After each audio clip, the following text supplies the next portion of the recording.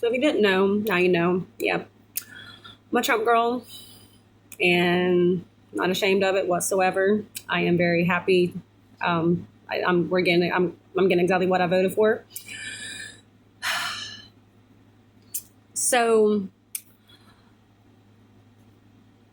the soft on crime people have said that's a political phrase used to describe policies that are perceived as lenient toward criminal offenders, which the contrast to that is tough on crime stance that favors stricter punishments. So I'm going to say, and this is the truth, this is my truth, this is what I believe, this is what I see, have seen. The Democratic politicians, prosecutors, judges, and justice reform advocates are prioritizing woke agendas that have failed to protect their citizens and their communities when they need them the most. And they emphasize alternatives to incarceration, such as rehabilitation programs, shorter prison sentences, and a focus on addressing the root causes of crime. And one excuse they say is the root cause of crime is poverty. These progressive, reform-minded district attorneys, such as Spencer Merriweather and some of the DAs in his office in Charlotte, North Carolina, and other progressive district attorneys throughout the country and officials who pursue progressive policies such as reducing or declining to prosecute certain violent and nonviolent offenses are contributing to the crime and have blood on their hands.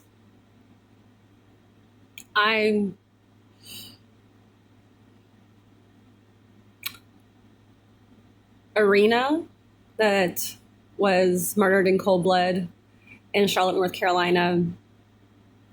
The 4 officers that were killed last year in Charlotte, North Carolina, and other victims of crime in Charlotte, North Carolina, and surrounding areas that have that same type of woke agendas and mindset. Blood is on your hands. Those victims' blood is on your hands. You indirectly, those of you elected officials who have taken a stance and focusing on reform, so-called reform, and the agendas for alternatives to incarceration, rehabilitation programs,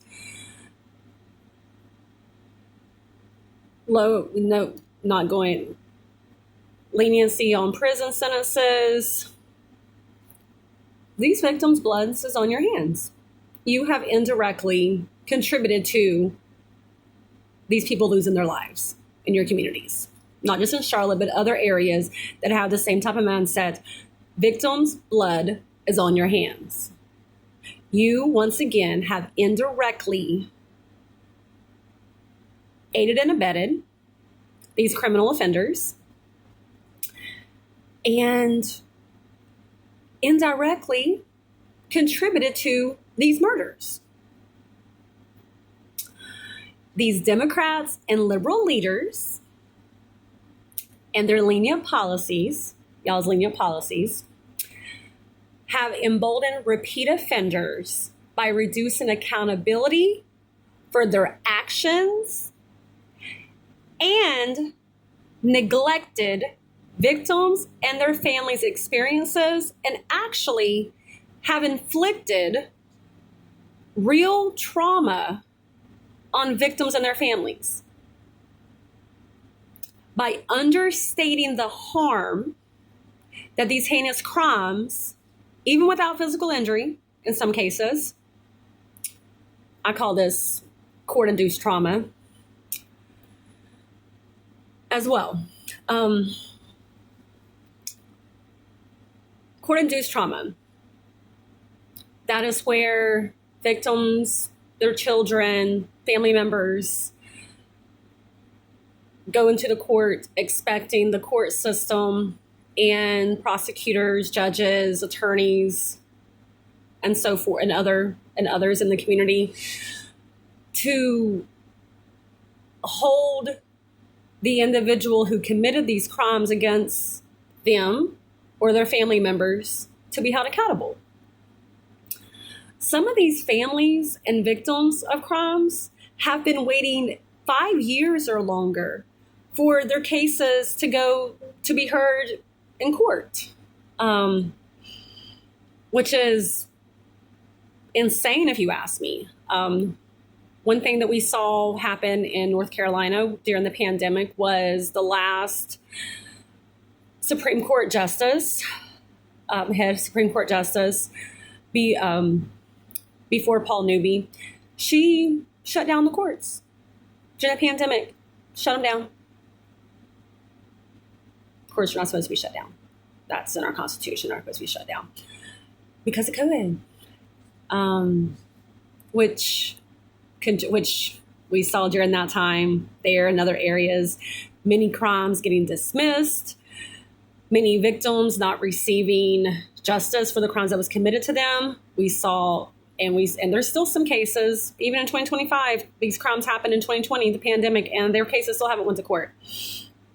I'm going to address one case in particular in another video that's currently right now pending in Charlotte, and it's a murder case, and those perpetrators for murder, that the people who committed the murder, they've been out on bond. Like, I don't understand how you let murderers out on bond. I don't get that whatsoever. Even alleged murderers, supposedly, as the courts, you're supposedly innocent until proven guilty type thing. Evidence shows throughout the country that jurisdictions with progressive prosecutors and elected officials have seen upticks in certain crimes. This includes property crimes, drug crimes, violent crimes. Policies designed to increase the perceived certainty and severity of punishment for a crime, like adding more police officers or implementing stricter sentences, are based on the idea of increasing the cost of criminal activity. So if the cost to commit the crime and punishment is higher, the cost is higher. Your freedom, punishment, so forth is higher. That deters crime. All this other stuff that they're doing, so rehabilitation programs, shorter prison sentences, and so forth, all that's doing is giving people an excuse to commit crime because there's no punishment. Oh, I committed a crime and everything else, and so I'll probably just get a little bit of probation. It'll get dismissed. It'll get knocked down. I won't have to do no time or anything like that.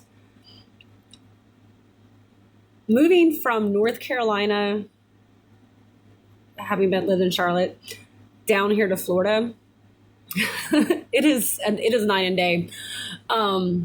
The mindset of our elected officials here, our governor, our sheriff's departments, our judges, all lawmakers here, is night and day compared to the crap that I see in here in North Carolina. I'm like, where the hell did common sense go? Seriously, like, where the hell did common sense go? I don't have anything to say. I can't say anything bad about Florida whatsoever. We are the FAFO state. You do something here in Florida, you are going to be held accountable for it to the fullest extent of the law. And even though we do have some like blue cities and so forth, majority of Florida is FAFO. You are not going to commit a crime here in Florida without paying the consequences for it. And you will be held to the fullest extent of the law. There is a saying, go to Florida on vacation, leave on probation, come back on violation. Because